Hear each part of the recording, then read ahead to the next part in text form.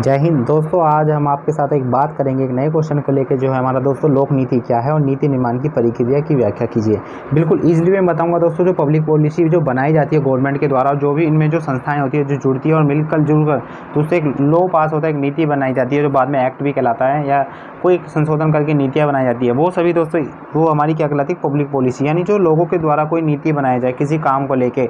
जैसे दोस्तों मान लीजिए भी दिल्ली गवर्नमेंट में दोस्तों पॉलीथीन वो हमने वो बंद करवा देता है कि प्लास्टिक वाले को, एक नीति बनाई थी, पब्लिक पॉलिसी बना दी थी ना। तो ऐसी दोस्तों पब्लिक पॉलिसी बनती है, उसका रोल क्या रहता है, वो कैसे बनती है, तो वो दोस्तों बात करते हैं। और ध्यान रखना दोस्तों, जो क्वेश्चन है दोस्तों सेम ऐसे ही पूछ लिया जाता है कि जो लोक नीति क्या है, मतलब इसमें जो विशेषज्ञों के द्वारा क्या क्या भूमिका रहती है ना, और जो इनमें संस्थाएं वो कौन कौन सी पार्टिसिपेट करती है, तो व्याख्या करिए। तो क्वेश्चन ऐसे ही पूछ लिया जाता है, तो इसको ध्यान रखना। तो दोस्तों आइए बात कर लेते हैं आज की जो हमारा सेशन है। तो सबसे पहले दोस्तों बात करेंगे जो लोक नीति का अर्थ क्या है। तो लोक नीति का अर्थ है दोस्तों जनता के लिए नीति। यानी लोक का मतलब दोस्तों क्या होता है, लोक, और नीति का मतलब होता है पॉलिसी या पब्लिक, यानी जो पॉलिसी होती है नीति की, है ना।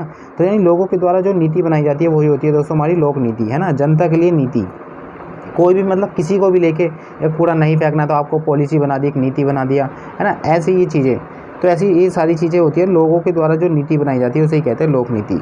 तो लोक नीति का दोस्तों जो निर्माण एक जटिल प्रक्रिया है। बिल्कुल सही बात है दोस्तों। अगर हमें कोई नीति बनानी है और हमने जो मान लीजिए कि जो एडमिनिस्ट्रेटर है उस समय जो सत्ता में है वो एक बना भी देती है, लेकिन जो वो बनाएगी वो क्या जनता के लिए सही होगी या नहीं होगी, तो एक काफ़ी जटिल प्रक्रिया है। तो ऐसे समझने के लिए दोस्तों हमें पता है कि जो हमारे लोकसभा के मेंबर होते हैं वो इनडायरेक्ट नहीं दोस्तों डायरेक्ट चुने जाते हैं, किनके द्वारा, जो हमारे जो हम बात करें तो पब्लिक के द्वारा, ठीक है। और जो राज्यसभा होते हैं दोस्तों वो डायरेक्ट, वो जो राज्यसभा के मेंबर होते हैं वो आपको पता है स्टेट के जो विधान परिषद है उनके द्वारा चुने जाते हैं, है ना। जो राज्यसभा होते हैं राज्य के विधान परिषद द्वारा राज्यसभा, और जो लोकसभा है दोस्तों डायरेक्ट लोगों के द्वारा चुने जाते हैं। इसलिए दोस्तों जो लोकसभा के मेंबर आपको पता भी है कितने हैं दोस्तों, 545 है। सीट अगर पूछा जाए तो दोस्तों 550 है, और जो मेंबर है इस पर 545 है ना, ध्यान रखना। तो ये जनता के द्वारा। अब भैया इन चीज़ों, तो इनके बीच ही जो भी नीति बनती है वो पहले आपको पता है लोकसभा में आती है, फिर राज्यसभा, फिर प्रेसिडेंट के द्वारा पास हो जाती है। उस पर चिड़िया बिठा देते हैं और चिड़िया उड़ जाती है और फिर वो पूरे भारत में फैलती है ना। यानी इसका जो निर्माण है पूरे भारत में फैलता है।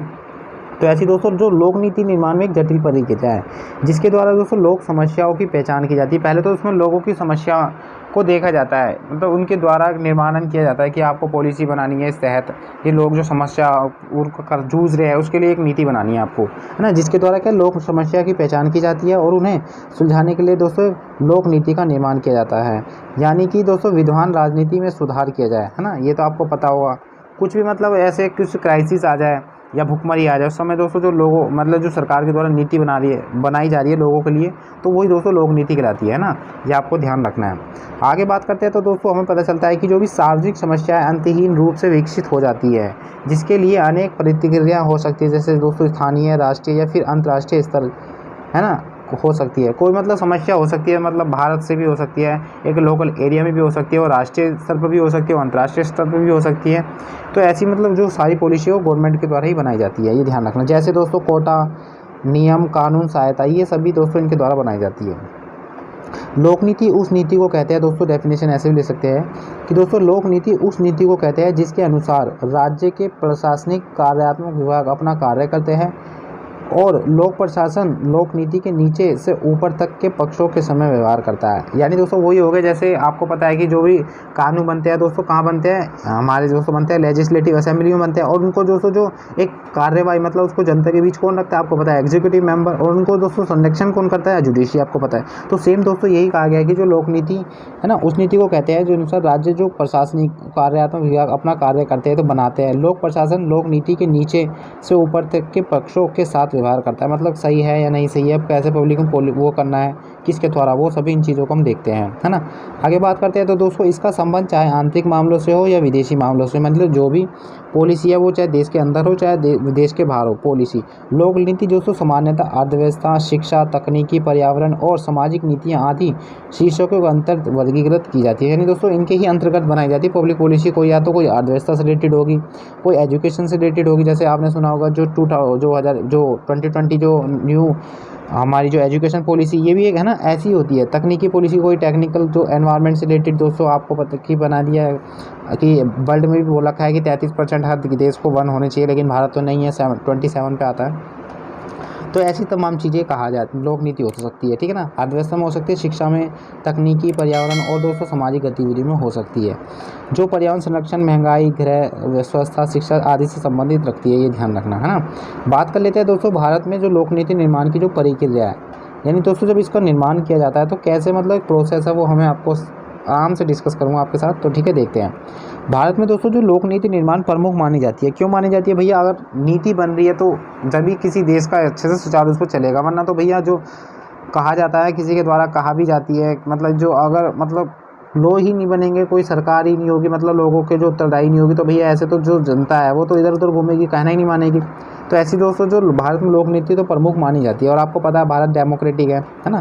भारत जैसे देश में अनेक मुद्दे विद्यमान होते हैं, जैसे असमानता विद्यमान होते हैं, है ना, जैसे विकास में असंतुलन, जलवायु विभिन्नता और संसाधन आदि। इनको लेके ही दोस्तों क्या काफ़ी देखिए कि विद्यमान मुद्दे हैं, अभी तक भी है इस समय, है ना। तो भारत अपनी लोक नीतियों की सहायता से समाज में परिवर्तन लाना चाहता है। इसके द्वारा देश की समस्या को सुलझाने का भी प्रयास किया जाता है। यानी जो भी लोक नीति बनाई जाती है दोस्तों, आपको पता है उससे हम एक क्रांति के रूप में देखते हैं कि हम, हाँ, ये हमारा प्रोसेस है कि 2022 तक हमें जो एनवायरनमेंट को अपने 33% वन करने हैं देश में, तो हम एक नीति बनाएंगे। तो ऐसी दोस्तों ये टारगेट लिया जाता है नीति के द्वारा, जिससे हम दोस्तों एक जो भी समस्या है उसको सुलझाने का प्रयास करते हैं, है ना। ये ध्यान रखना। लोक निर्माण के लिए दोस्तों अनेक संगठन भाग लेते हैं। ये तो आपको पता है कि जो लोक निर्माण होते हैं उसमें अनेक संगठन भाग लेते हैं। क्यों भैया? हमें पता है कि ये जो ए संगठन के जो लोग हैं भैया, उनकी भी तो राय होनी चाहिए। तो ऐसे में तमाम संगठन के लोग दोस्तों उसमें पार्टिसिपेट लेते हैं कि ये सही है नीति या नहीं है, या लोगों के हनन तो नहीं कर रहे हैं इनके जो राइट्स को, ऐसे में, है ना। तो ध्यान रखना, अनेक संगठन भाग लेते हैं। और लोक नीति का जो आरंभ होता है, जिसके बाद ही दोस्तों लोक नीति का वो पब्लिश की जाती है, उसका आरंभ होता है। इसके बनने में दोस्तों लगी जो प्रक्रिया लोक नीति निर्माण प्रक्रिया कह जाती है ना। जो मतलब इसको बनाने में प्रक्रिया लगी है, तमाम दोस्तों कमेटी बिठाई जाना, ये सभी दोस्तों क्या कहलाती है, फिर एक लोक नीति निर्माण प्रक्रिया कहलाती है ना। तो ये ध्यान रखना। आगे बात करते हैं ना, तो लोक नीति निर्माण की दोस्तों प्रक्रिया जो होती है वो निम्नलिखित होती है। कैसे कैसे वो देख लेते हैं। तो पहला है दोस्तों जो लोक नीति निर्माण की जो प्रक्रिया है, पहला इसमें पहले उन समस्याओं की पहचान की जाती है जिस पर नीति निर्माण करना आवश्यक है। यानी पहले हमें वो देखना होता है समाज में कौन से एक कैटेगरी में मतलब लोगों को समस्या हो रही है ज़्यादा मेजोरिटी के साथ, तो उस पर समाज की समस्या को पहचान की जाती है, फिर उस पर नीति बनाई जाती है। दूसरा दोस्तों उस मुद्दे पर ध्यान केंद्रित किया जाता है, जिसके पश्चात नीति प्रस्तावों का निर्माण किया जाता है।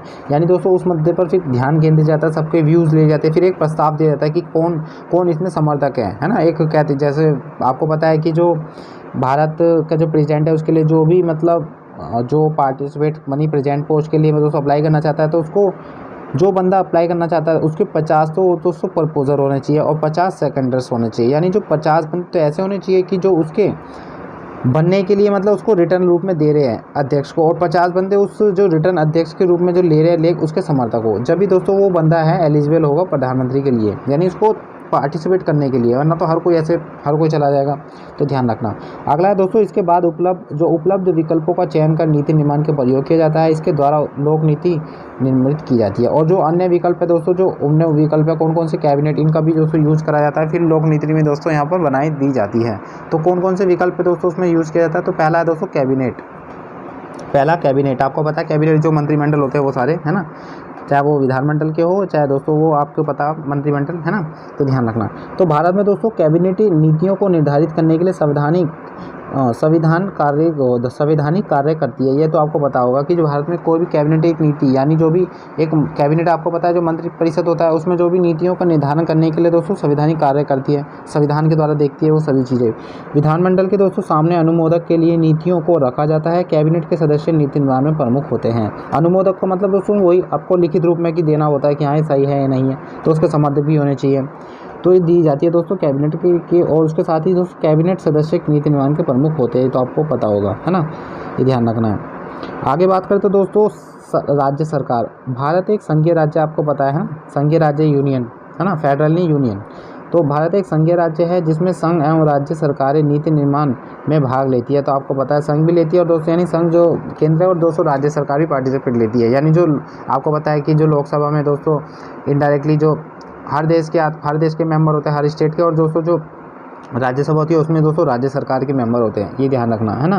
तो भाग लेती है। राज्य सरकार उन मुद्दों पर नीति निर्माण का कार्य करती है जो मुद्दे राज्य समवर्ती सूची में दिए गए हैं। यानी दोस्तों आपको पता है जो शेड्यूल नंबर 7 है, शेड्यूल नंबर 7 में दोस्तों 3 सूची है, हमारी एक तो दोस्तों यूनियन लिस्ट, एक होती है स्टेट लिस्ट और एक होती है दोस्तों कॉन्क्रीट लिस्ट, है ना। तो कौन आपको पता है यूनियन लिस्ट में तो दोस्तों केंद्र ही कानून बना सकती है, ये तो आपको पता है। लेकिन दोस्तों राज्य सरकार है वो दोस्तों आपके स्टेट लिस्ट और दोस्तों जो कॉन्क्रीट लिस्ट है उसमें दोस्तों कानून बना सकती है ना, ये ध्यान रखना। जैसे दोस्तों आपको बात करें तो कॉन्क्रीट लिस्ट में समवर्ती सूची में दोस्तों जैसे एजुकेशन से रिलेटेड राज्य सरकार कानून बना सकती है और दोस्तों उस पर गवर्नमेंट भी बना सकती है, केंद्र सरकार ही बना सकती है। लेकिन दोस्तों जो राज्य सूची आती है उसमें खाली दोस्तों स्टेट ही बना सकती है कानून। जैसे दोस्तों आपको पुलिस और दोस्तों जो यूनियन सूची है उसमें दोस्तों खाली जो कानून बना सकती है वो बना सकती है वो हमारी केंद्र सरकार। जैसे एग्जांपल आर्मी, वो हमारी सेंटर में आती है, ये ध्यान रखना, है ना।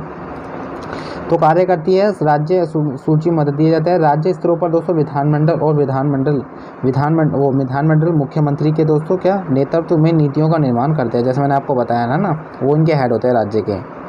परंतु इन नीतियों के क्रियान्वयन के लिए वित्तीय संसाधन उन्हें केंद्र सरकार प्रदान करती है। तो वो तो है भैया, सरकार पैसा देगी जब तो वहाँ पर नीतियाँ खर्चा सारा होगा ना, खान पीन वो सभी। अगला है दोस्तों तर्थक समितियाँ। और तर्थक समिति का मतलब दोस्तों कई बार सरकार जो होती है ना अस्थायी समितियों का निर्माण करती है। अस्थायी का मतलब दोस्तों जो टेम्पररी 1-2 दिन के लिए होते हैं, है ना। जैसे दोस्तों आपको पता होगा कि जो लोकसभा का अध्यक्ष है उसका जो चुनाव होता है जब नई लोकसभा आती है तो उसमें जो प्रधान राष्ट्रपति है एक बंदे को उठा लेती है वहाँ से, जो मतलब बुजुर्ग होता है, सीनियर होता है सबसे, तो उसका जो वहाँ का जो हम क्या अध्यक्ष होता है, स्पीकर, उसका चुनाव करवाती है। तो 2 दिन के लिए मतलब अस्थायी मतलब वो होता है जो हम कहते हैं ना पीठासीन अधिकारी, तो वो 2 दिन के लिए होता है अधिकारी। तो ऐसी दोस्तों तर्थक समिति कई बार सरकारें अस्थायी समितियों का निर्माण करती है जिन्हें तर्थक समितियां भी कहते हैं, ये ध्यान रखना। यानी दोस्तों ये कैबिनेट ही बता रही है जो राज्य सरकार के द्वारा कैबिनेट के द्वारा बनाई जाती है ना, कुछ समितियों के द्वारा बनाई जाती है, कुछ नौकरशाही लोगों के द्वारा बनाई जाती है। जैसे मैंने यहाँ पर बताया ना आपको, जो तीसरी है तो प्रयोग किया जाता है, इनके द्वारा उचित लोक नीति निर्माण की जाती है। इसके बाद उपलब्ध विकल्पों का चयन करके नीति निर्माण का प्रयोग किया जाता है, जैसे कैबिनेट के द्वारा जो बनाई जाती है राज्य सरकार के द्वारा, है ना। फिर तर्थक समितियाँ होती है जो, है ना, ये ध्यान रखना। आगे बात करते हैं दोस्तों नौकरशाही, है ना। नौकरशाही के अफसर अथवा उच्च जो स्तरीय लोक सेवा नीति आयोग कार्यों में मंत्रियों की सहायता भी करते हैं। आपको पता है जो नौकरशाही होते हैं कि जो मतलब सही है या नहीं, तो मंत्रियों की भी सहायता करते हैं। सैद्धांतिक रूप से दोस्तों उन्हें मंत्रियों के निर्माण का पूरा करने के लिए नियुक्त किया जाता है। यानी दोस्तों उनके जो मंत्रियों के निर्णय के लिए पूरा दोस्तों क्या उनको बनाया जाता है। यानी नौकरशाही जो भी होते हैं तमाम अधिकारी जो वहाँ के सारे जिनमें काम करते हैं, उनके नीचे जो पीआई स्टाफ होते हैं, जो पीए होते हैं मंत्रियों के, वो उनकी सहायता करते हैं किसी भी नीति को बनाने में, उनका समर्थन देने के लिए क्या इसके कोई पॉजिटिव या नेगेटिव इम्पैक्ट तो है, वो सभी दोस्तों बात करते हैं ना, ये ध्यान रखना। वास्तव में लोक नीतियों का निर्मित करने के लिए अधिकतर शक्तियाँ लोक सेवकों के पास होती है। यानी जो लोक प्रशासन चला रहे, जो शक्तियाँ हैं, जिन पे जो शक्तियों में है, यानी जिस पे पावर है, वही दोस्तों लोक नीति निर्माण कर सकता है ना। आगे बात करते हैं दोस्तों न्यायपालिका एंड जुडिशरी। न्यायपालिका नीति निर्माण में महत्वपूर्ण भूमिका निभाती है। भारत में सर्वोच्च न्यायालय के द्वारा न्यायिक निर्णयों के द्वारा प्रभावित किया जाता है। यानी दोस्तों भारत भी जो न्यायपालिका वो भी लो पास कर देती है, करती भी है, इमरजेंसी में भी कैसे भी। तो और जो लोगों के द्वारा, केंद्र के द्वारा, स्टेट के द्वारा कोई ऐसी भी पॉलिसी बनाई जाती है जो हमारे जो राइट्स को, यानी जो मानव के राइट्स को दोस्तों उल्लंघन कर रही, तो ऐसे में जो न्यायपालिका उसे बिल्कुल डिसमिस कर देती है ये भी ध्यान रखना। और जो न्यायपालिका भी द्वारा दोस्तों अपने पॉलिसी बनाती है। आगे बात करते हैं तो दोस्तों अगला है राजनीतिक दल, है ना। राजनीतिक दल कोई भी मतलब हो सकता है, वो भी नीति बनाते हैं क्योंकि मेजोरिटी में तो होती है। तो भारत में राजनीतिक दल नीति निर्माण का एक महत्वपूर्ण अंग होता है, परंतु ऐसा भारत में संदर्भ में नहीं कहा जा सकता। राजनीतिक दलों के पास कोई व्यक्तिगत संगठन या निकाय नहीं होता है जो नीतियों के विकल्पों की खोज के लिए उपलब्ध अनुसंधान या खोज कर सके।